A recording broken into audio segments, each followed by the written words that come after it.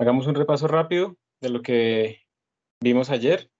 Recordemos que básicamente lo que estábamos viendo era si fue muy útil haber visto cuál era el papel de la fuerza en una distancia. Con eso logramos definir el término del trabajo, definir las energías y obtener esa ley de conservación de la energía que facilita muchísimo las cosas para poder analizar sistemas. Entonces ahora lo que estamos haciendo era algo análogo y estamos viendo el papel de una fuerza en un tiempo. Y entonces ese papel, digamos el análogo pues, del trabajo, terminó siendo aquí algo llamado el impulso, pero que la diferencia es que esto es un vector, no es un escalar, como habíamos obtenido con el trabajo, y ese impulso representaba el cambio de una cantidad importante, así como el trabajo representaba el cambio de una cantidad llamada energía cinética. Aquí el impulso nos va a representar el cambio de una cantidad vectorial llamada el momentum lineal, porque estamos hablando del momento del centro de masa. Entonces definimos esta P, que era m por v, y ese momento entonces está diciéndonos que no solamente es importante la masa o no solamente es importante la velocidad, sino que las dos son importantes. Puedo tener un gran momentum teniendo mucha masa o poca velocidad, o al contrario, poquita masa pero muchísima velocidad. Entonces ese efecto combinado es el que se tiene ahí. Y también, así como hacíamos con un sistema de partículas, si tenemos más partículas, pues la energía cinética total era la suma, y acá el momentum total será la suma vectorial. Eso es importante. Recuerden que el momentum es un vector. Eso fue lo que vimos ayer, hicimos un par de ejemplos, vimos también que segunda ley de Newton realmente se puede escribir ahora de forma general, así, de P de T, bueno, como está acá. La fuerza realmente neta es la variación del momento respecto al tiempo, y esto nos permitía entonces entrar a sistemas que varían, en donde varía la masa, donde hay flujo de masa. Flujo de masa puede ser masa que está llegando o masa que se está yendo. Por ejemplo, masa que se está yendo en un cohete, en un vagón que tiene una fuga, cualquier cosa de esas. Masa que está llegando, pues es precisamente le estamos echando un fluido, le estamos echando arena, alguna cosa, un recipiente. Eso antes no lo podíamos hacer, ahora sí lo podemos hacer. Y eso fue, digamos, básicamente la introducción que vimos ayer. Entonces llegamos a que si teníamos fuerza neta externa igual a cero, la derivada del momento en el tiempo era cero. Y eso implicaba que el momento se conserva. Vimos ahí un videito y entonces entramos a esta nueva ley de conservación. Y como les decía, uno puede tener sistemas donde sí se conserva el momentum, pero no se conserva la energía. Uno puede tener sistemas donde conservan los dos, el momentum y la energía. O sistemas donde no se conserva el momentum, pero sí conserva la energía. O sistemas donde no se conserva nada. La idea es que tenemos otra ley de conservación y si la podemos aplicar, pues nos va a simplificar muchísimo todos nuestros análisis y del tipo de problemas que podemos estudiar. Entonces, esa es como nuestra idea con el momentum y esta nueva ley de conservación. Entonces, recuerden que se conserve el momentum no implica que se conserve la energía o al revés, son cosas diferentes. ¿Está bien? Es algo completamente diferente. Por ejemplo, lo que hablamos ayer del cohete, si tenemos un cohete que está en el espacio sin fuerzas externas, está quieto respecto a un sistema de referencia fijo, entonces ese momentum de ese sistema pues es cero, porque m por v nos va a dar cero. Pero si de repente enciende sus motores y lanza gas hacia atrás, entonces se va a sentir impulsado hacia adelante para que la suma de todo ese momentum total de ese sistema siga dando cero, porque como no hay fuerzas externas se tiene que conservar.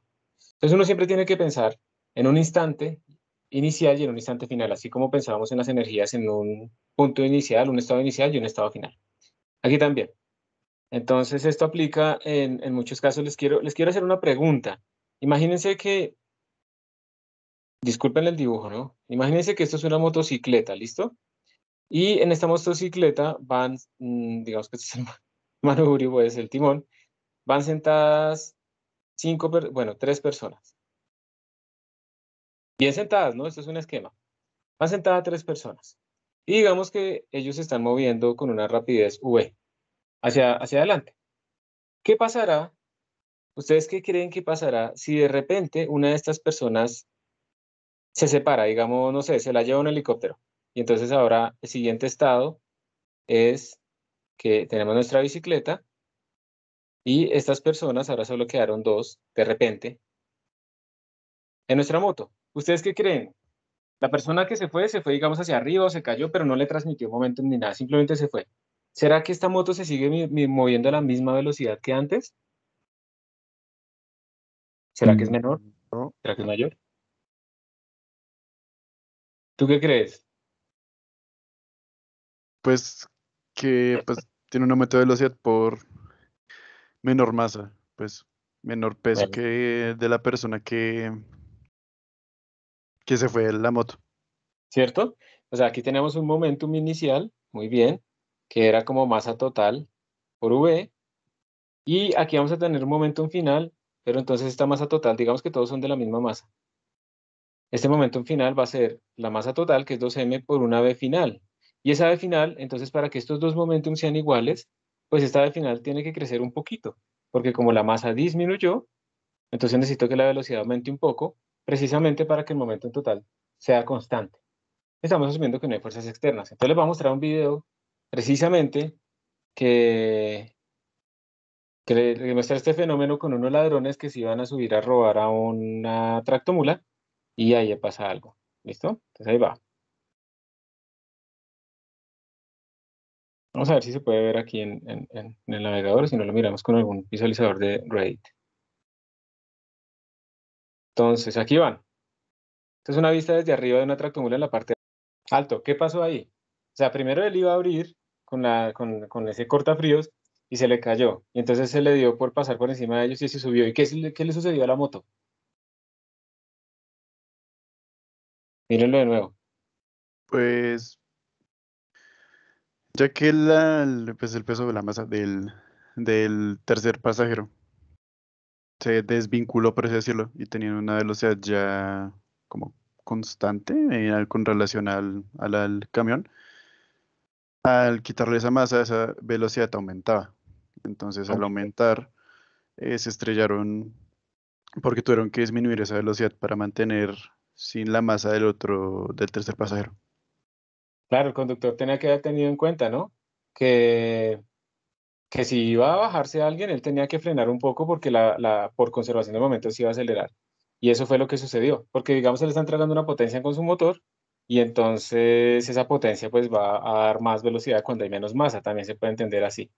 Entonces esto es para que vean, pues no se vuelvan ladrones, pero es importante conocer la conservación del momentum para que no les vayan a suceder cosas de este estilo. ¿Listo? Entonces, esto es un ejemplo típico. De todas maneras, el tipo ese se nota que es un ladrón profesional porque esa forma de bajarse, ¿cierto? No es... Bueno, listo. Entonces sí salió. Y esto también sirve, ustedes pueden pensar pues que en este cohete que estamos viendo acá, lo que estamos viendo es, pues, bueno, una explosión controlada. Pero pues esto sirve en general para cualquier explosión.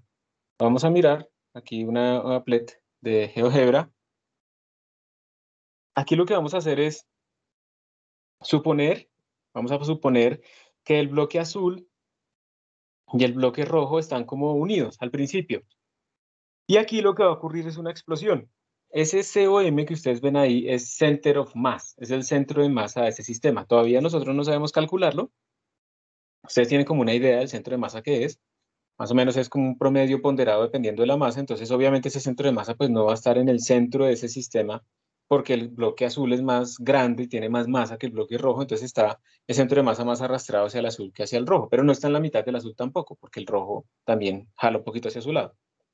Entonces, la idea aquí es que no hay fricción en la parte de abajo. ¿Listo? La idea es esa. Y vamos a hacer que se exploten y ustedes van a ver varios fenómenos. Primero simplemente corrámoslos y luego vamos. Hay una explosión. Vamos a volverlo a hacer. Vamos a decirle que explote antes. ¿Será que se le puede acá? No. Se explota cuando vayan en uno. Entonces, vamos a volverlo a hacer. Primero, por favor, fíjense primero en la velocidad del centro de masa. ¿Listo? Fíjense primero ahí en la velocidad del centro de masa. Esperen a ver si yo tengo aquí alguna forma. Ay, la estoy dañando. Espera que me vuelvo a meter acá porque estaba dañando la applet. A ver si así sí me deja como manipularla más fácil. Es. Entonces aquí está el centro de masa, lo puedo quitar y lo puedo poner. Podemos quitarle completamente la velocidad, puedo hacer eso. Podemos aumentar también la masa de la caja roja. Miren que cuando yo aumento la masa que quede igual al otro, pues el centro de masa queda exactamente en el centro de todo ese cuerpo. Pero si es más pequeñita, pues entonces se ve diferente. Entonces vamos a hacer esto lo más simétrico posible, ¿sí? Vamos a ponerlos a los dos así. Vamos a ver, ahí otra vez. Vamos a darle aquí. Después no me lo deja mover. En un momentico porque es que o hago una cosa o hago otra y no me deja manipularlo bien. No sé qué pasa con la app porque no me deja manipularla. Si no, se las voy a mostrar aquí en el computador. Último intento. Y voy a copiar la URL y lo voy a abrir con otro navegador. A ver si lo tengo aquí disponible. Listo, vamos a ver si con este navegador sí puedo mostrar. Con Chrome Mobile. Eso es una lástima que solamente hagan las páginas probadas en Chrome. Listo, entonces de nuevo, vamos a hacer la situación simétrica. Entonces voy a aumentar la masa del bloque rojo. Listo, ya lo aumenté. Ok, listo, ahora sí me funciona. Tenemos acá, ¿qué más podemos cambiar? Podríamos cambiar también la energía, la animación, ta, ta, ta. Entonces le vamos a dar run y vamos a ver qué pasa. Ahí va a explotar. Y cuando explotó, observen una cosa. Miren que, no sé si se dieron cuenta, lo voy a resetear. Observen el centro de masa primero, qué le está pasando al centro de masa, cómo se está moviendo el centro de masa. Observenlo, por favor. Después de la explosión. ¿El centro de masa se movió diferente después de la explosión, les parece? ¿O les parece que se movió igual? Profe, como con mayor velocidad, o sea, como que quería seguir al cuadrado azul, entonces por eso se movía como casi a la misma velocidad que el azul. Pareciera, ¿cierto? Pero de todas maneras se estaba atrasando, ¿sí o no? Sí, sí, señor. Sí, se está atrasando. Entonces volvámoslo a ver. Y miren ahora, por favor, la gráfica. Gracias. La gráfica de velocidad en función del tiempo, la que está ahí a la derecha. Cuando hubo la explosión, observen que como los dos tienen la misma masa, el bloque azul aumentó su rapidez hacia arriba. ¿Sí la ven? Aumentó su rapidez y el bloque rojo disminuyó su rapidez. ¿Por qué? Digamos, desde el punto de referencia de este cuerpo, pues cuando haya una explosión, el bloque azul se va a impulsar hacia la derecha y el bloque rojo se va a impulsar hacia la izquierda. Entonces eso quiere decir que neto, viéndolo desde nosotros, la rapidez del bloque rojo va a disminuir y la rapidez del bloque azul va a aumentar. Pero observen también una cosa interesante y es que el promedio de esos dos, ¿dónde está? El promedio sigue estando en la mitad. El promedio de la velocidad, si ustedes miran el promedio de la velocidad azul con la velocidad roja, sigue estando en la mitad, que esa es la velocidad del centro de masa. Entonces, aunque uno lo ve y pareciera que el centro de masa como que se empieza a mover acelerado, es porque estamos comparándolo con el rojo y con el azul. Y como el rojo se está moviendo más lento y el azul se está moviendo más rápido, pareciera que el centro de masa se mueve más rápido, pero no. El centro de masa se mueve exactamente igual, a la misma rapidez que venía antes de la explosión. ¿Listo?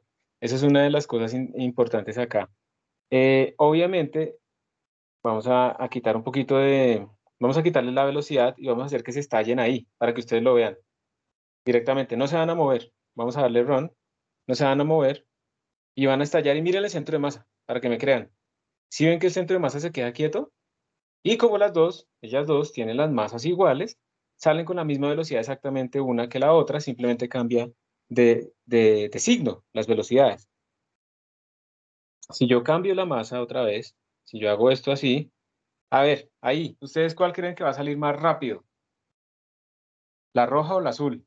Rojito. La roja. La roja. La rojita, ¿cierto? ¿Por qué? Porque tiene menos masa. Y como queremos que el momentum de todo el sistema sea igual, entonces el momentum del azul tiene que ser igual al menos el momentum de la roja. Como la azul tiene más masa, tiene menos velocidad. Y como la roja tiene menos masa, tiene más velocidad. Vamos a ver.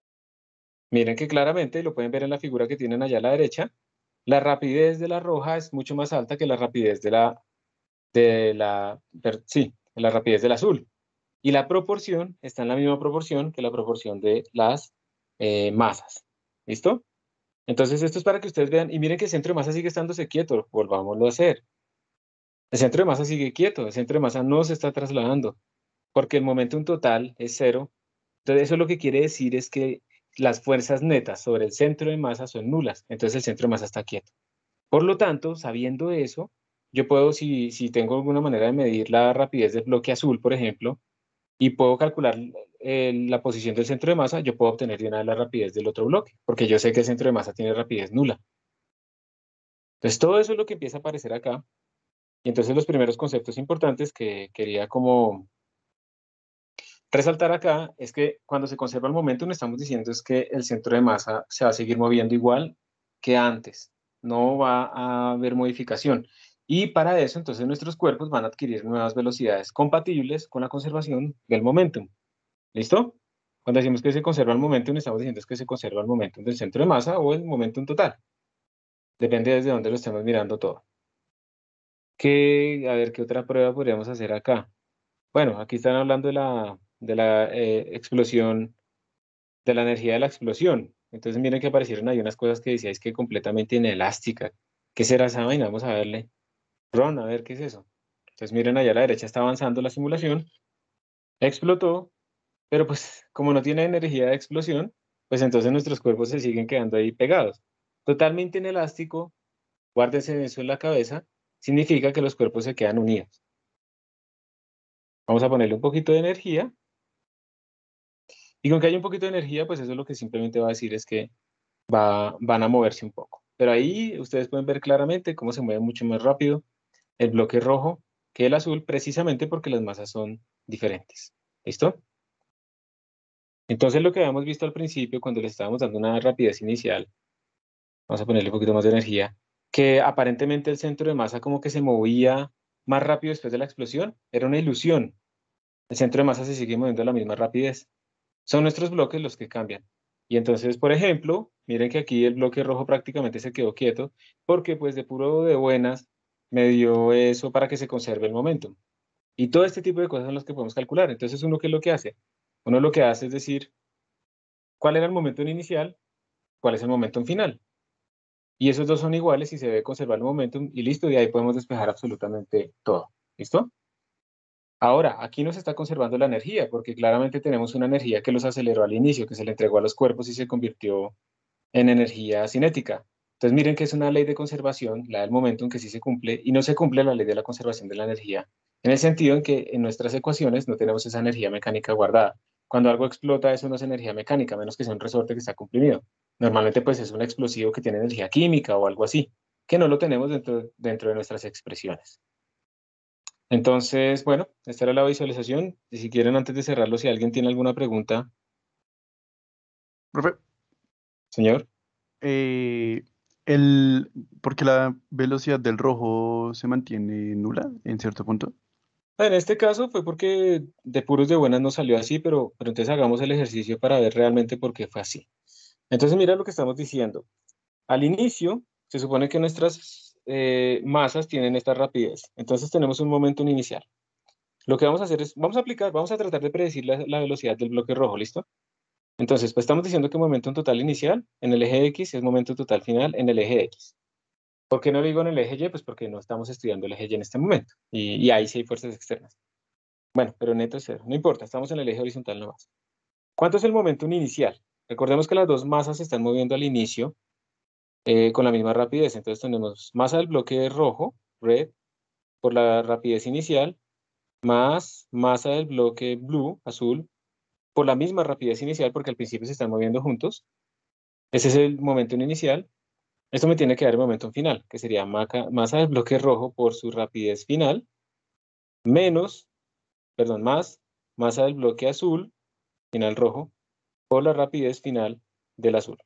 Eso es lo que tenemos acá, ¿cierto? Entonces, yo puedo aquí factorizar, tendríamos masa rojo más masa blue por rapidez inicial.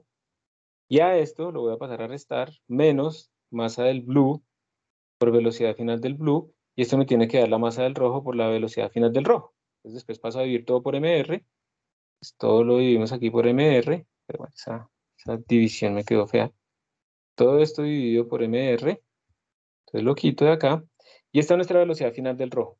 Entonces metámosle valores. Metámosle valores. ¿Cuánto eran las masas? A ver. ¿Dónde están las masas? 1.5 y 5.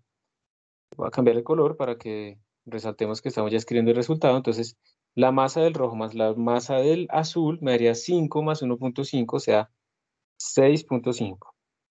La rapidez inicial a la que se están moviendo ellos es esta, que sería 4.6.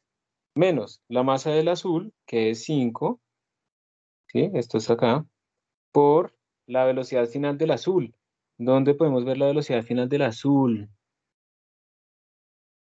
¿No está aquí escrito o sí? Así. Acá. 6. Todo dividido entre la masa del rojo, que es 1.5. Entonces, ¿cuánto les da esto? Para que me ayuden. Menos 0.06. Menos 0.06, listo. Menos 0.06.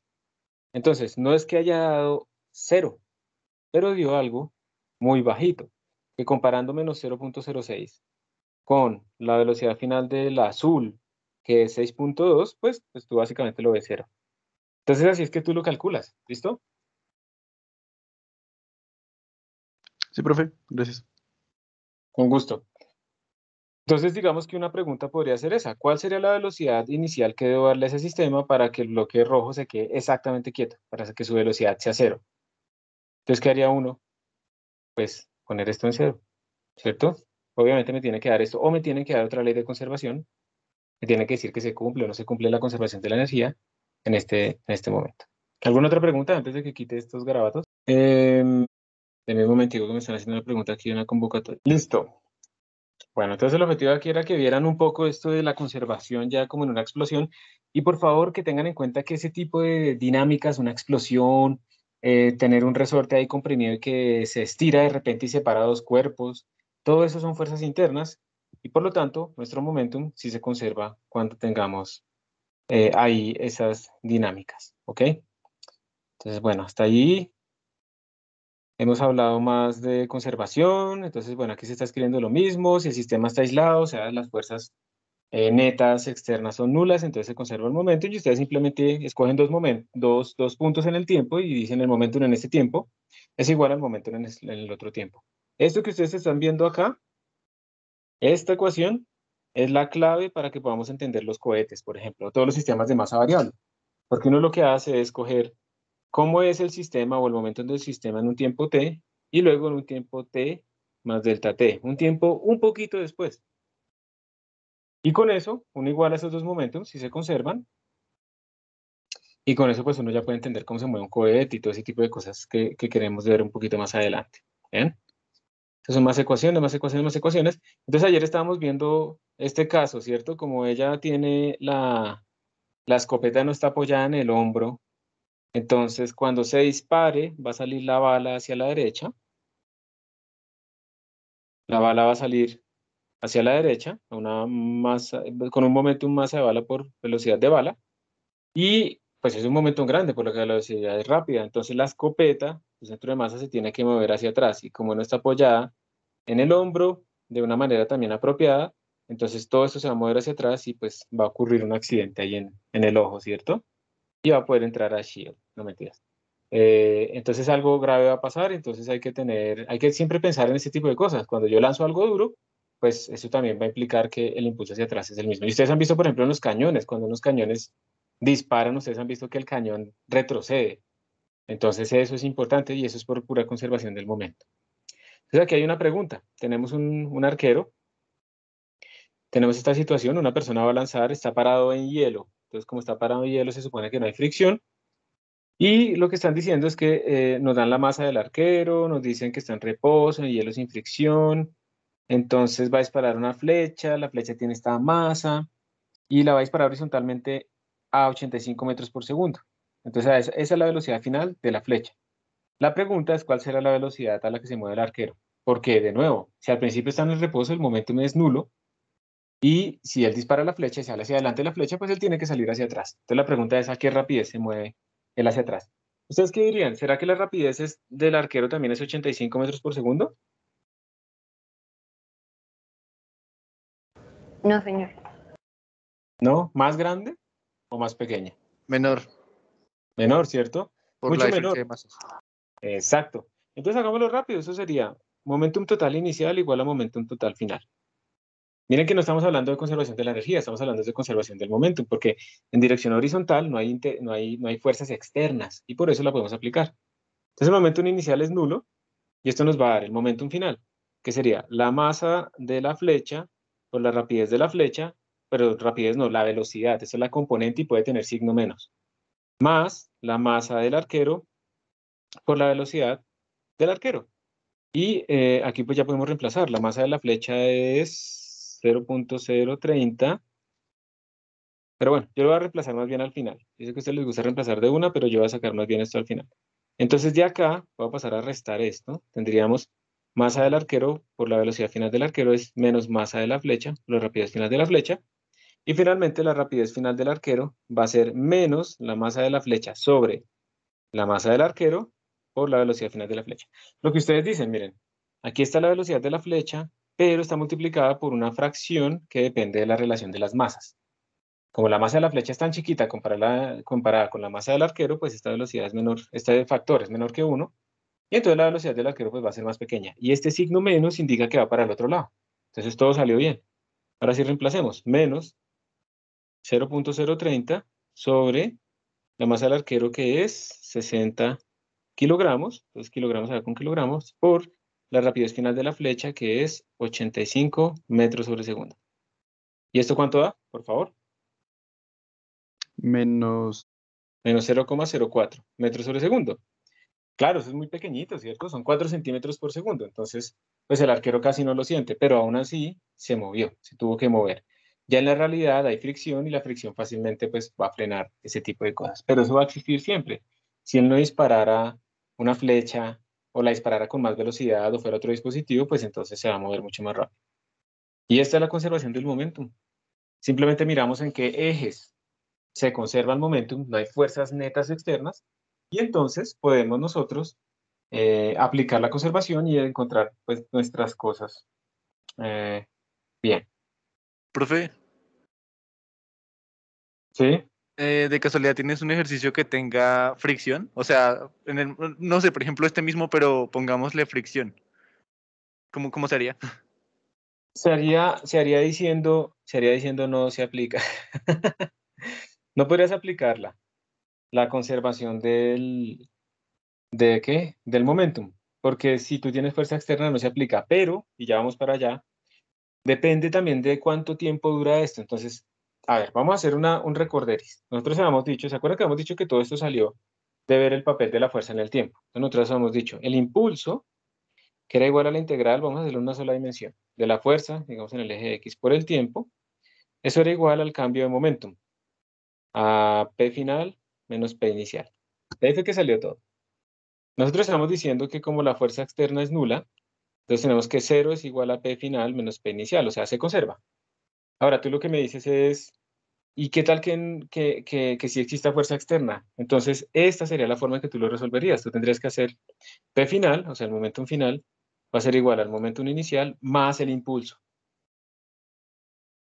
Entonces, tendrías que calcular esto.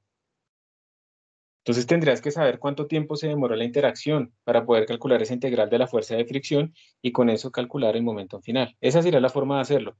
Ya no se conserva el momentum, pero pues sí se sigue aplicando ya la definición como tal del impulso, que es lo que vamos a ver en un momento.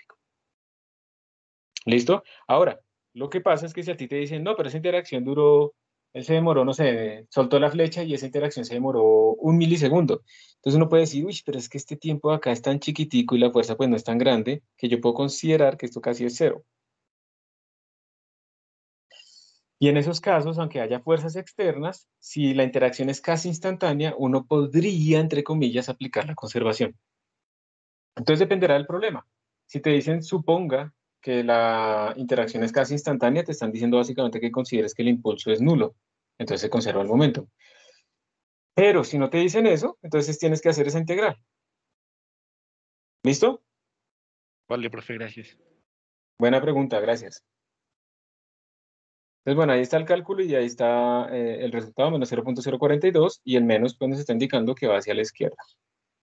Hay más ejemplos. Ustedes probablemente hayan visto estos ejemplos. Entonces, digamos que hay unos carritos que están deslizando sobre un colchón de aire. El carrito de la izquierda va a 2 metros por segundo, el de la derecha viene a -2, nos dan las masas. Hay una colisión y de nuevo, como no hay fricción externa, porque esto está en un colchón de aire, entonces la fricción es tan bajita que podemos considerar que su impulso es básicamente cero, o sea que básicamente se conserva el momento. Entonces aquí nos están preguntando cuánto es, si el bloque de la derecha salió a 2 metros por segundo, ¿cuánto será esta rapidez final? Y adivinen quién lo va a hacer. Ustedes. ¿Listo? Entonces ustedes van a responder esto. Mientras yo hago la encuesta, van a ir haciéndolo. Bueno, tómenle una foto si quieren. Esta es la respuesta que tienen que dar. ¿Cuánto es esa rapidez de bloquear? Tómenle una foto, por favor. En 30 segundos lo quito para yo poderlo resolver. Listo, ya les envié el link. Tienen 1 minuto para responder, por favor. 40 segundos para responder. Profe, un segundito, es que no me abre el link. Listo. Vamos a dar 30 segundos más. ¿Listo? O sea, 1 minuto desde este momento. Avísame cuando te han respondido 16. No, profe, es que el internet en la U está como muy malo. Bueno, quedan 30. Nicolás, mándame por un chat privado tu respuesta. ¿Listo? Sí, profe, el mío ya envió por el de un amigo, ¿no? Entonces ya él te lo manda por el chat. Que él me lo envíe por un chat privado, sí. Bueno, 15, 14, 13, 12, 11, 10, 9, 8, 7, 6, 5, 4, 3, 2, 1. Listo, y voy a descargar el Excel.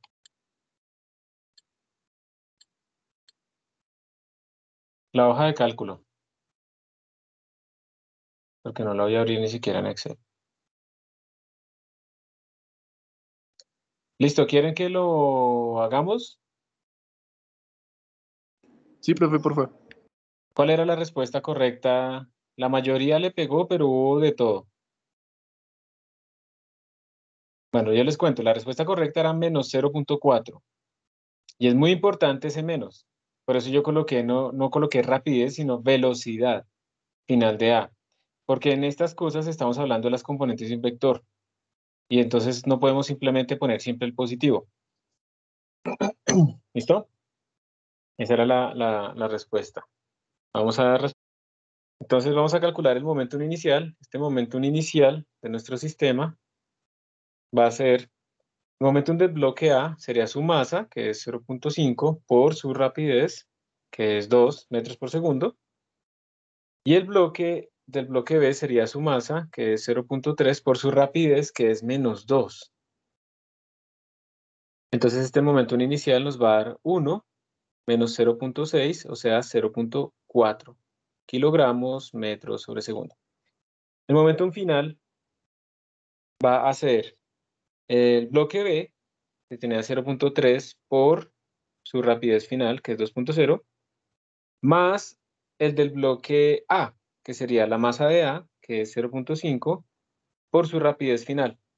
No es necesario que ustedes le pongan el menos explícitamente, eso va a salir solo. Entonces, bueno, esto me va a dar 0.6 más 0.5 rapidez final de A. Entonces, esos dos momentums se conservan, aquí no tenemos rozamiento. Entonces, bueno, fuerzas externas. Entonces, 0.4 será igual a 0.6 más 0.5 por rapidez de A. Paso a restar. 0.4 menos 0.6 igual a 0.5 por velocidad de A, componente de velocidad de A. Menos 0.2 igual a 0.5 por velocidad de A. Paso a dividir.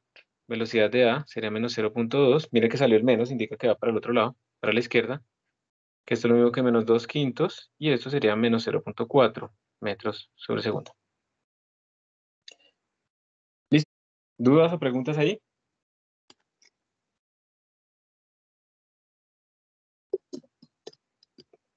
¿Ninguna? Bueno. Entonces, ahora sí hablemos del impulso.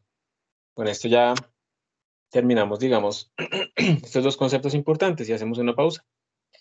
Entonces, recordemos que el impulso es el cambio de momentum. ¿Cuánto cambia el momento? Y el impulso, pues es simplemente la integral de la fuerza neta por el tiempo. ¿Está bien? Eso es el impulso, es un vector. Y lo que estamos viendo entonces para el impulso es esta área que está aquí debajo. Entonces, básicamente lo que estamos diciendo es que esa área representa el cambio de momento. Si esa área es nula, pues no hay cambio de momento, porque no hay fuerzas externas, por ejemplo. Pero si esa área es positiva, quiere decir que el momento no aumentó, y si esa área es negativa, quiere decir que el momento disminuyó, que también puede pasar. Y uno siempre cuando tiene este tipo de cosas, Vamos al salón. recordemos que cuando tenemos este tipo de cosas, siempre esa área la puedo escribir como el área de un rectángulo, simplemente con una altura especial, y esa altura la vamos a llamar la fuerza promedio. Eso lo que quiere decir es que esta integral se puede escribir también como una fuerza promedio, ¿listo? Por el intervalo de tiempo en el que ocurrió. Cualquiera de los dos. ¿Esto para qué sirve? Porque a veces uno no puede medir estas curvas. Entonces uno lo que se interesa es cómo en calcular la fuerza promedio. Entonces la fuerza promedio por el delta t me da también el cambio de momento. Eso quiere decir que si ustedes tienen el cambio de momento y el tiempo, pueden calcular la fuerza promedio. Y eso es el impulso. Miren, por ejemplo, en esta foto, obviamente la fuerza del bate sobre la pelota de béisbol no es constante. Esa fuerza es variable porque miren cómo se está deformando la pelota de béisbol. Entonces, en la realidad las fuerzas no son constantes. Uno tiene este tipo de situaciones, pero de todas maneras podemos tratar de recuperar esas cosas constantes que son fáciles calculando simplemente promedios. Entonces aquí está otra vez la deducción. Esto es lo mismo que tenemos desde antes. Entonces no me voy a poner a volver a explicar las ecuaciones, son iguales. Y estamos diciendo de nuevo, otra vez, que el impulso es esto que tenemos acá, ¿sí? Esto es el impulso. Bueno, esto no es el impulso, no, esto no. El segundo que subrayé no. El impulso es la fuerza promedio por el tiempo o la integral de la fuerza neta en el tiempo, cualquiera de las dos. Ustedes ven cuál les queda más fácil de calcular, pero el impulso también es el cambio de momentum. Entonces, de nuevo, si yo les digo a ustedes, se conserva el momentum, eso quiere decir que el cambio de momentum es nulo. Si yo les digo que se conserva el momentum, ¿el impulso cuánto vale? ¿Cero? Cero. Exacto, muy bien. Si se conserva el momentum, quiere decir que esto vale cero, y por lo tanto el impulso vale cero. Recuerden, el impulso, no lo olviden, el impulso es el cambio de momentum. Eso es lo que me mide el impulso. Profe, Señor. qué pena hacerte devolver. Es que hay algo que no me quedó claro sobre el ejercicio que hicimos ahorita, y Claro. es que no pusimos en negativo la velocidad. El negativo sale solito, mira. Yo no le puse el negativo porque es que a veces tú no sabes, aquí te pusieron esta flecha, pero a veces tú no sabes para dónde va.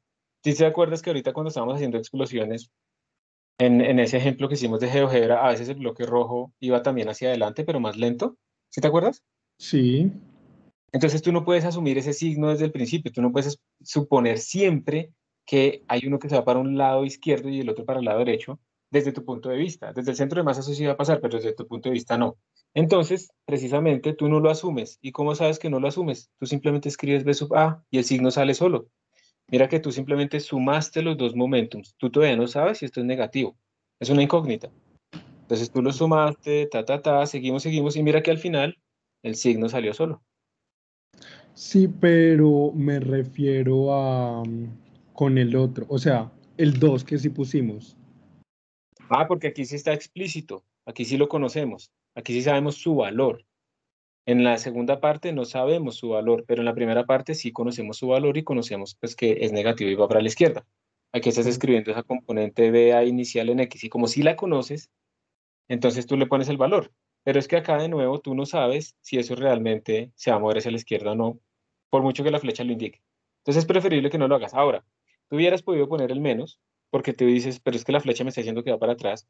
Y sí, tú lo puedes poner y tú lo puedes poner acá, y entonces esto te da más, y entonces aquí te da más, pero no es que vaya para la derecha, es que tú le pusiste el menos desde el principio, entonces te puedes empezar a confundir, porque aquí te da positivo, pero eso implicaría, si yo leo simplemente esa respuesta, eso me implica que se está moviendo hacia la derecha.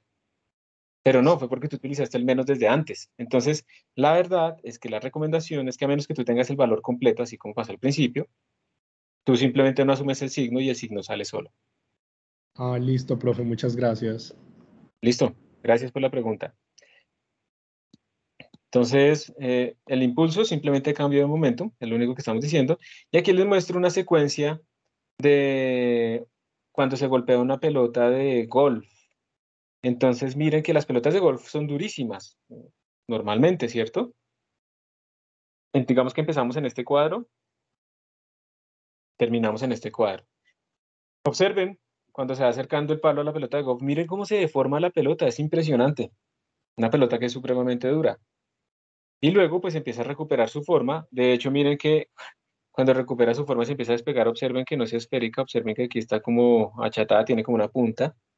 Y ella rebota un poquito, o sea, internamente tiene unas vibraciones y solo hasta el final, pero que es mucho después de haber tenido contacto con el palo de golf, recupera su forma esférica. Y eso pasa mucho después. Entonces, claramente la fuerza no es constante. Al principio aquí la fuerza vale 0, aquí la fuerza vale un poquito más, aquí la fuerza es muy grande, ¿cierto? Aquí la fuerza ya empieza a disminuir, disminuye cada vez más, aquí ya se volvió 0 porque ya perdió contacto, y lo que queda son puras fuerzas internas de esta cosa vibrando, recuperando su forma. Aunque eso es durísima, una pelota de esas es durísima, precisamente en esta interacción al golpearse algo duro con algo duro, pues eso se comporta como con ciertas ondas. Y es un efecto que a veces ustedes pueden ver en algunas películas, que no es del todo cierto, está exagerado. Como que en unos choques vibran como que los sólidos, como que pasa una onda a través del edificio, a través del carro y cosas de ese estilo. Pues es como tratando de ser más dramáticos, pero pues en el fondo, al final lo que pasa es que las cosas, por muy duras que sean, no son perfectamente sólidas. ¿Listo? Vibran. Y por eso es que yo puedo pasar sonido a través de sólidos, porque de todas maneras sus átomos van a vibrar, no tanto como un líquido, obviamente, no tanto como un gas, pero pues de todas maneras sí vibran. Entonces, por ejemplo, como aplicaciones, ustedes tienen aquí el airbag. Pues, ¿para qué servirá el airbag? ¿Ustedes qué creen que hace el airbag?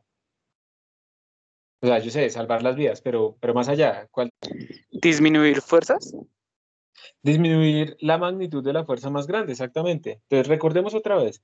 Viene la persona, se va a chocar, tiene una velocidad inicial, no sé, de 100 kilómetros por hora y su rapidez final va a ser igual a 0 kilómetros por hora.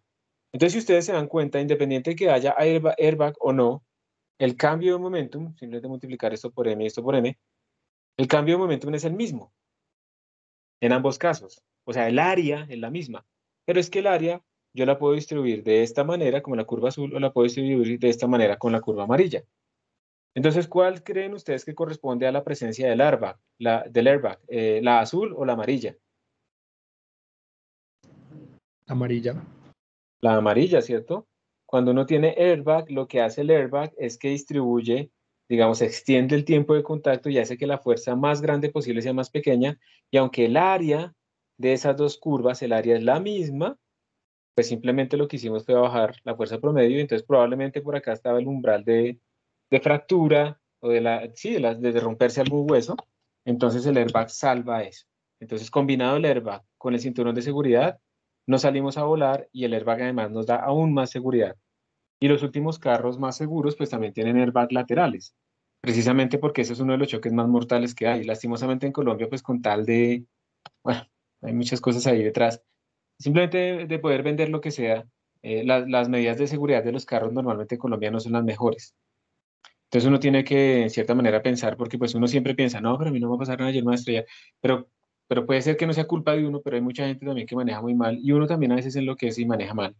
Entonces es importante ver la seguridad y un choque lateral puede ser mortal simplemente porque no hay hierba, ¿sí? Entonces uno recibe prácticamente todo el problema. Y la mayoría de los carros más costosos, lastimosamente, sí tienen airbags, pero pues eso es ridículo porque digamos en Estados Unidos con las normas de seguridad, los carros más baratos tienen que tener unas medidas de seguridad bastante estrictas, pero nosotros nos los traen aquí como los más caros, siempre. Es algo que le llamo el impuesto a la pobreza, ¿no? Porque uno compra algo en Estados Unidos muy barato y si lo trajera, ya solo por traerlo vale 30% más por impuesto de nacionalización y por impuesto de IVA. Entonces ya estamos pagando 1.3 más que los ricos. Los pobres pagamos más que los ricos. Bueno, eso es una lástima. Y hay situaciones en donde yo sí quiero que la fuerza promedio sea alta. Por ejemplo, ustedes se imaginan este karateca va a hacer una exhibición y entonces se pone un cojín que para hacer que la fuerza más grande posible sea pequeña.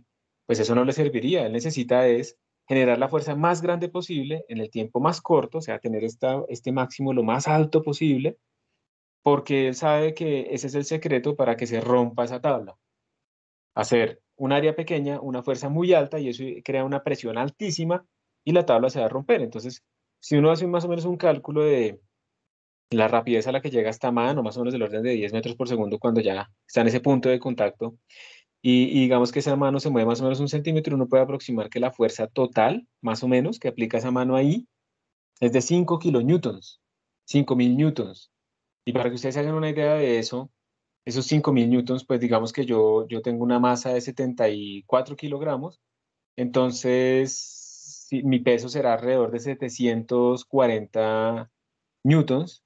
Entonces, para lograr esto, son más o menos 7 Williams que cayeron al mismo tiempo en un instante muy corto en esa tabla. Entonces, pues, con razón se rompe. Pero eso hay que saberlo hacer, porque de la misma manera en que la mano le hace esa fuerza tan grande a la tabla le hace la misma fuerza a la mano. Entonces, si yo golpeo solamente con el dedo meñique, o tengo los huesos blanditos, o no lo hago bien con una buena técnica, pues me va a romper la mano. De hecho, eso pasó alguna vez en una exhibición en la que estábamos en otro sitio, no aquí en la universidad, sino cuando era joven. Y un muchacho se rompió la mano precisamente por eso. Y cuando yo estaba en taekwondo hacíamos a veces rupturas o con la cabeza. Y lo malo es dudar. O sea, si uno duda y va a romper una baldosa con la cabeza y uno duda y llega despacio, se va a dar es un golpe, como darle un cabezazo a una pared, porque al ir tan despacio, la fuerza es bajita, o sea, no es suficiente para romper la tabla o la baldosa, pero sí le va a doler a uno un montón. En cambio, si se rompe, le va a doler menos. Esto toca con toda la decisión. Eso hay que saberlo hacer, hay que entrenar. Eso no es ahí por tramar y que yo puedo, que no sé qué, no, eso hay que entrenar, como casi todo. Entonces hay situaciones en las que sí se necesita una fuerza grande. Esto es otra vez un choque de un carro. Esas son pruebas que se hacen. Hay un sitio de pruebas saliendo por la autopista Medellín, donde se prueban la seguridad de los carros y qué tanto se mueve la cabeza. Una de las cosas más tenaces, por ejemplo, en un choque es el whiplash, que le dicen del el latigazo del cuello. Hay muchos choques, lastimosamente la gente está simplemente parada en un semáforo y llega alguien muy rápido que está texteando y no sé qué, y ¡pum!, lo estrella por detrás, y al que estrelló, el que viene por detrás, pues básicamente no le pasa nada, y al que fue estrellado, eh, puede quedar inválido, simplemente porque la cabeza se movió tan duro que se le rompió una vértebra. Entonces se tiran la vida de personas pues, que estaban haciendo las cosas bien, porque otro no fue cuidadoso. Manejar un carro es pues, manejar una máquina que también puede matar, y hay que ser muy responsables. Entonces hay que estar pendientes todo el tiempo. Siempre eso es lo más importante cuando uno conduce. Entonces aquí les están mostrando un caso de un choque con una pared. Lo peor es cuando rebotan. Entonces aquí ustedes están viendo el carro, llegó y se estrelló y rebotó. Y esto antes de seguir también explica, ¿alguno de ustedes hace parkour? No sé si se pronuncia bien así. Esos que saltan así urbano y que por las bardas y toda esa vaina. ¿Alguien hace eso acá? ¿O ha visto? ¿Saben qué es parkour? Sí, profe. Sí. Sí, profe. ¿Pero lo han practicado o no? No. No.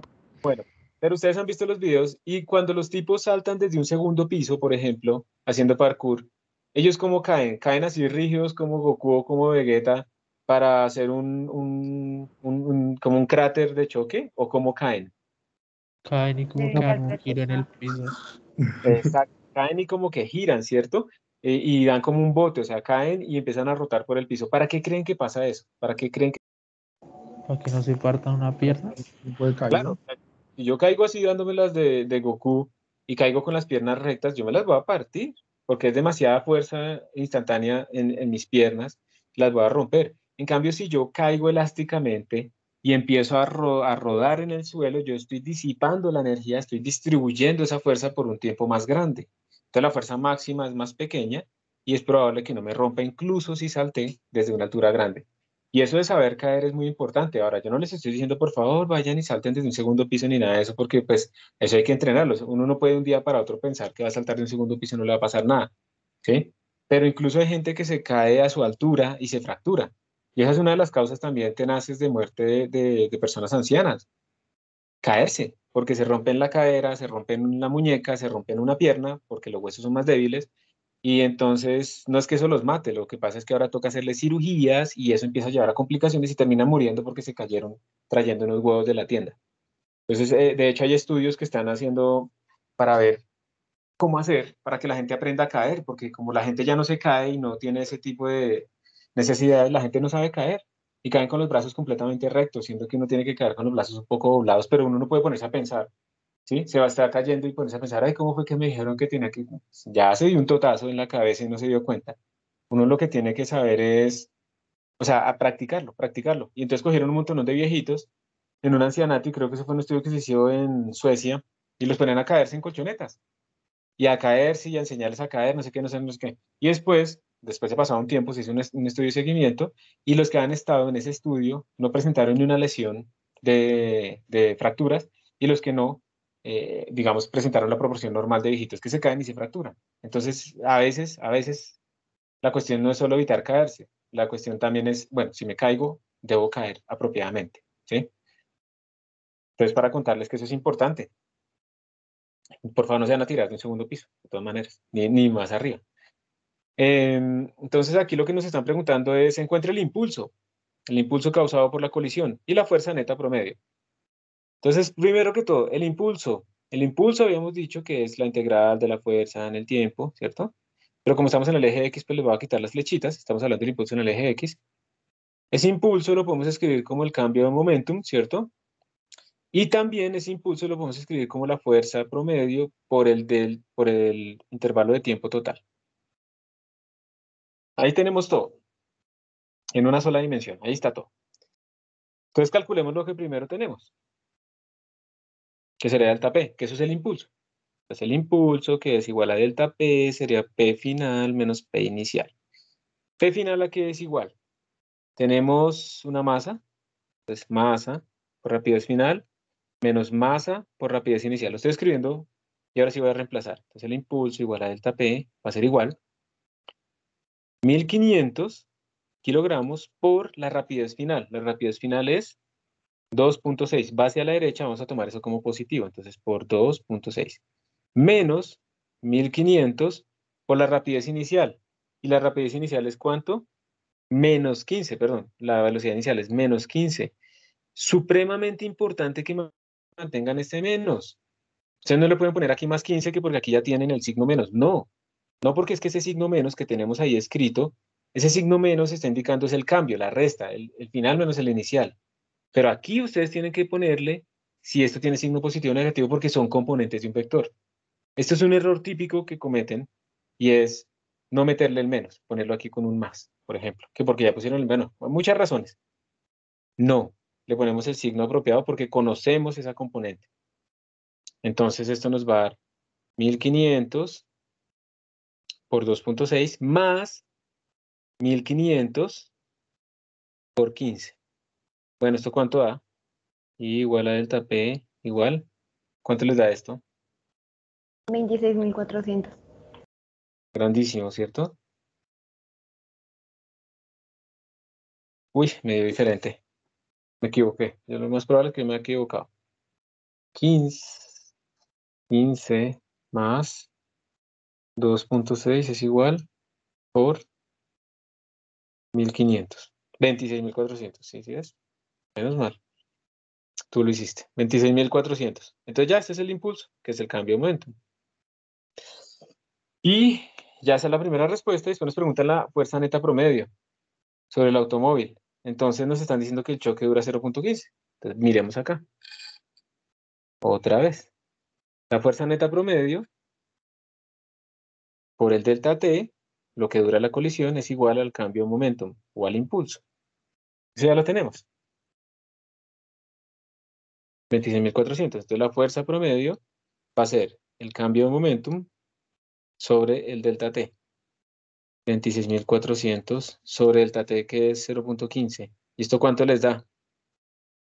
176.000. 176.000 newtons. Pues con razón la gente se muere, ¿no? En una estrellada de esas. Miren la cantidad de fuerza tan impresionante que sufren en un tiempo muy pequeño. Eso es verdad. Pero entonces es una cosa que hace muy grande y baja. Y eso es muy peligroso. ¿Alguna pregunta? Aquí están los cálculos. Y aquí hay un poquito más de ejercicios. Yo voy a hacer otro y ustedes van a hacer otro. ¿Listo? Este es lo mismo. Este es el primero que tenemos acá, es lo mismo que habíamos hecho antes del carro, entonces no lo vamos a hacer. Ustedes escojan, ¿cuál quieren que yo haga? ¿El 1468 o el 1471? Ustedes van a hacer el otro. ¿Cuál El quieren que yo haga? 1471. Yo hago el 1471, listo. Entonces dice, una masa de 0.2 kilogramos se mueve en el plano vertical XY. El tiempo t igual 0, la rapidez de esa masa es 8 metros sobre segundo en dirección J. La voy a ir escribiendo acá. La rapidez inicial, perdón, la velocidad inicial es 0,8 metros sobre segundo. Además del peso, sobre la masa está actuando una fuerza F de t igual a esta F de t que tenemos acá, o sea que no es constante, en dirección Y. Pues tenemos una fuerza que es igual a F de t, 0 newtons, en dirección Y. Donde las magnitudes varían el tiempo como se está dando acá. Determine el vector de velocidad de la masa en t igual a 4 segundos. Entonces, ¿cuánto es el vector de velocidad de final en t igual a 4 segundos? ¿Listo? Piénsenlo un momento ustedes cómo lo harían y luego Bueno, espero que lo hayan pensado. ¿Alguien me ayuda? ¿Qué se le ocurrió? Digamos que aquí la pista es, primero, tenemos fuerza en función del tiempo. Claramente estamos hablando de impulso y de momento. Además porque estamos en el capítulo de impulso y momento. Entonces, aquí debe ser la clave con impulso. Entonces tenemos que el impulso, como vector, es igual a la integral de la fuerza en el tiempo. Y eso es igual al cambio de momentum. O sea, momentum final menos momentum inicial. O sea, masa por velocidad final menos masa por velocidad inicial. Entonces de ahí probablemente lo podemos despejar. De aquí tendríamos entonces masa por velocidad final es igual a masa por velocidad inicial más el impulso, que es la integral de la fuerza por el dt. No puedo sacar la fuerza porque no es constante. Y listo, divido todo por masa. Entonces tendríamos que la velocidad final va a ser igual a la velocidad inicial más la integral, 1 sobre m, digamos, de la fuerza por el dt. Y pues ya, ahora solo tenemos que hacer eso. Pues vamos a escribirlo. Velocidad final va a ser igual. La velocidad inicial es el vector 0,8 más 1 sobre la masa es de 0.2 por la integral, y esa es una integral que actúa sobre un vector. Ese vector es el vector de fuerza. F de t, 0 por dt. Entonces esta cosa sería el vector 0,8 más 1 sobre 0.2, y pues aquí no actúa la integral, ¿cierto? Porque eso es un 0, entonces esa integral me va a dar 0. Entonces la integral solamente entra en la primera componente. Me daría la integral de f de t por dt, 0. Y esa integral pues es el área. No importa que sea así una cosa rara, pues es simplemente el área. Entonces vamos a tener que el vector velocidad final va a ser igual a 0,8 más 1 sobre 0.2. Y esta área me está dando, a ver, el área sería base por altura, sería 1 por altura, que es 1.2 sobre 2. Entonces sería 1.2 sobre 2 más este rectángulo, esta parte, que sería 2 por 1.2 más este otro triángulo, que sería base por altura otra vez sobre 2. Sería 1, que es la base, por 1.2, todo sobre 2. Esa es la primera componente, esa es la integral, 0. Entonces la velocidad final va a ser igual a 0,8 más 1 sobre 0.2, ahorita hacemos eso. Entonces aquí me daría 1.2 más 1.2, todo sobre 2, me da 1.2. 2 por 1.2, me da 3 por 1.2, esto me daría 3.6. Si quieren ustedes lo comprueban, por favor. Y finalmente, esto me va a quedar 0. ¿Sí? Gracias. 3.6 sobre 0,2 es lo mismo que 36 sobre 2, o sea, 18. Entonces me daría 18,0. Y finalmente, pues ya la suma de estos dos vectores y ya la tenemos. La velocidad final va a ser igual a 18,8 metros sobre segundo. Lo hice con las dos componentes al tiempo. Ustedes también lo pueden hacer componente a componente. Y esa sería nuestra velocidad final. ¿Alguna pregunta acá en lo que hice? A mí me falta una cosa, pero en lo que hice, ¿hay alguna pregunta? Profe, Ajá. es que la única parte que no entendí fue el vector con la derivada, o sea, el impulso. Porque la segunda parte del vector, creo que es el eje Y, es cero. Porque a ti te dijeron que esta fuerza iba solamente en el eje Y. Si ves que está multiplicado por Y, Sí, que es el unitario en el eje X, sí. eso quiere decir, tú puedes escribir esa fuerza de dos maneras, como F de T por I, eso es lo mismo que F de T por I más 0 en J, o también por componentes, F de T, coma 0. ¿Sí? ¿Esa es tu pregunta? Sí, sí, sí, es cero. Listo, muy bien. Pues, ¿Alguna profe. otra pregunta? A mí me falta algo acá, que tiene que... Entonces, ¿qué es lo que me falta? Miren que la fuerza total sobre mi partícula no es solamente F de T, falta también mg. Entonces, ¿qué cambiaría? Precisamente con la pregunta que acabas de hacer, Juan. La fuerza neta va a ser igual a esta F de T que me están diciendo, pero tengo que sumarle el vector de gravedad que va en dirección J. Entonces, realmente mi fuerza neta es esa F de T que solo actúa en el eje de X, coma, M por G. Y esa va para abajo. Esto realmente es un menos. Y esta es mi verdadera fuerza neta. Y entonces ahora sí va a cambiar todo, ¿cierto? Porque entonces cuando yo haga la integral, vamos a escribir todo como quedaría. Velocidad final va a ser 0,8, donde este es el vector velocidad inicial, más 1 sobre 0,2 por la integral. Tenemos que integrar este vector, f de t en el eje x, menos mg en el eje y, por dt. Entonces simplemente este cero que habíamos metido antes, ya no es un cero, simplemente pusimos la fuerza de gravedad. Y vamos a hacerlo. Entonces esto nos daría 0,8 más 1 sobre 0,2. Y entonces ahora la integral actúa en las dos componentes. Entonces tenemos que integrar f de t por dt y actúa también acá. Integral de menos mg por dt. En ambos casos actúa. La integral se puede meter en cada una de las componentes. Eso es lo que estoy haciendo acá. Yo supongo que ustedes vieron algo así en matemáticas, en sus cursos de cálculo. ¿Cómo meter una integral en un vector? ¿Sí? ¿Algo así? Cuando vieron cosas paramétricas de pronto o no. Nunca han visto esto. Esta ya la habíamos hecho, que es esta misma suma, que da 3,6, ¿listo? Coma. Y bueno, ayúdenme ustedes. La integral de mg por dt, ¿cuánto será? Mg es constante, lo puedo sacar, menos mg por integral de dt. Esa integral da Date, profe, ¿no? t, ajá, da t. Y entonces simplemente reemplazamos. La masa es, ¿cuánto es que es la masa? Menos 0,2 por la gravedad 9,81 y el tiempo que nos dijeron es 4 segundos. Antes no habíamos usado el tiempo, ahora sí. 4 segundos. Entonces esta cosa nos va a dar, a ver, 0,2 por 9,8 por 4 menos 7,84. Eso es lo que ponemos acá, menos 7,84.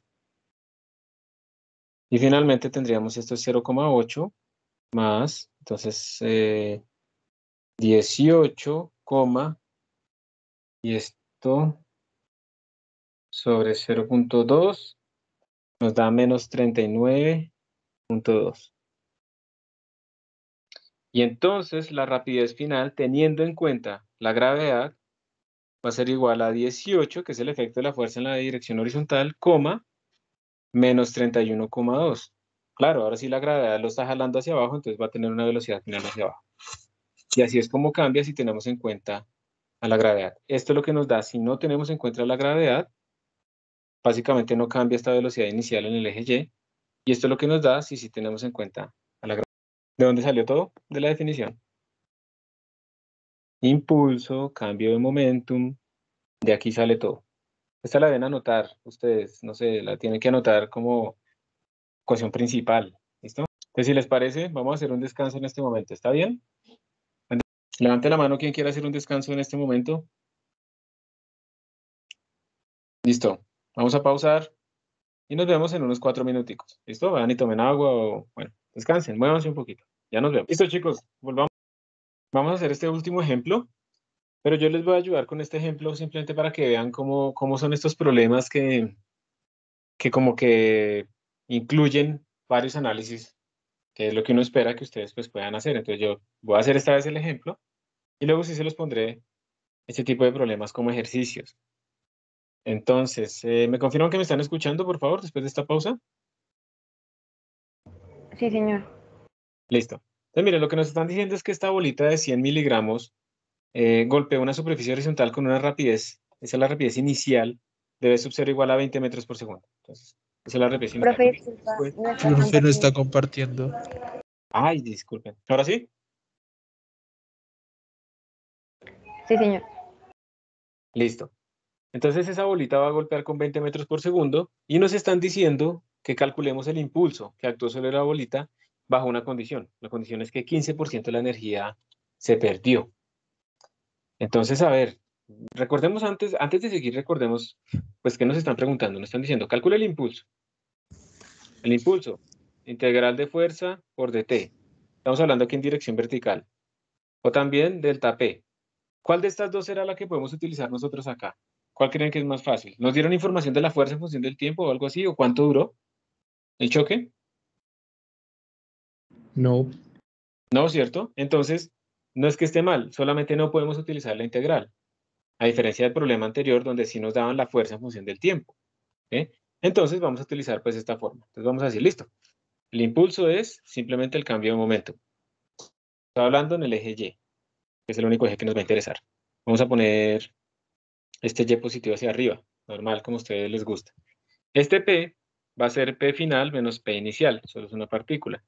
Y esto va a ser masa por rapidez final menos masa por rapidez inicial. ¿Qué es lo que sí tenemos? Tenemos las masas, ¿listo? Tenemos esta rapidez, esta velocidad inicial, que sería menos 20 metros por segundo, por la forma en que escogimos los ejes, pero esta no la tenemos. Entonces todavía no podemos calcular el impulso. Entonces, ¿qué haríamos? ¿Qué se les ocurre para calcular eso? ¿Qué no hemos usado de ese problema? El 15% de la energía se pierde durante el impacto. El 15% de la energía se pierde. ¿Eso qué quiere decir? Esto nos está hablando de una colisión inelástica. Ya vamos a entrar a colisiones y a entender todo esto. Pero eso pues no lo hemos usado y entonces vamos a usarlo. ¿Y cómo se usa? ¿Eso qué querrá decir? Pues esta cosa se supone que esta pelota después va a rebotar, ¿cierto? Va a salir con una rapidez final y pues obviamente al inicio tiene una energía cinética y al final pues va a tener una energía cinética final. Lo que nos están diciendo, esa condición que nos están colocando ahí de inelasticidad, es que la energía cinética final es 0.85, la energía cinética inicial, o es más bien 0.15. ¿Ustedes cómo escribirían eso? En los dos casos es menor, pero ¿cuál es la correcta? Si me dicen que perdí 15%, ¿cuál será la que está bien? El primero. ¿Seguro? Pues es que si nos dicen que perdimos el 15% de un 100%, pues uno pues haciendo el ejercicio uno pone el segundo, que es, pues en mi caso, 0.15. Pero si uno se lo piensa de más, podría poner el primero, porque está perdiendo un 15% del 100% del impacto. Ajá. Y el profesor pondría las dos opciones, porque es así de cascarero, ¿cierto? Entonces, chicos, esto lo hago a propósito porque yo sé que ustedes a veces se confunden con esto. Si a mí me dicen que perdí el 15%, quiere decir que me queda el 85%, entonces sí, es esta, la primera. Si a mí me dicen es que la energía final es el 15% de la inicial, entonces sería la segunda. Depende del lenguaje. Aquí me están diciendo que yo perdí el 15%, no que mi energía final es el 15%. Entonces hay que tener mucho cuidado cómo leemos. Y sí, si yo perdí el 15%, efectivamente, la forma de escribirlo es que me queda el 85% de energía. ¿Listo? Lo hice a propósito porque me parece que esto puede ser un problema, una cuestión de confusión y pues quise explicarlo, pues no sé, disculpen si es muy bobo. Entonces eso es lo que me están diciendo. Entonces aquí yo tendría masa por rapidez al cuadrado sobre 2 final es igual a 0.85 por masa por rapidez inicial al cuadrado sobre 2. Masa se me da con masa, 2 se me da con 2.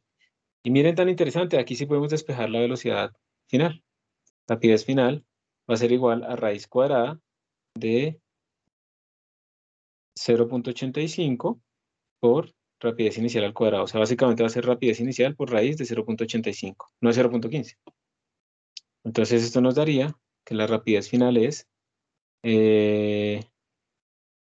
aquí todo está en valor absoluto porque sacamos raíz cuadrada, ¿no?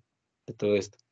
Entonces sería 20 por raíz de 0.85. ¿Y eso cuánto da, por favor? Para que confirmemos. 18,44. Perfecto, gracias.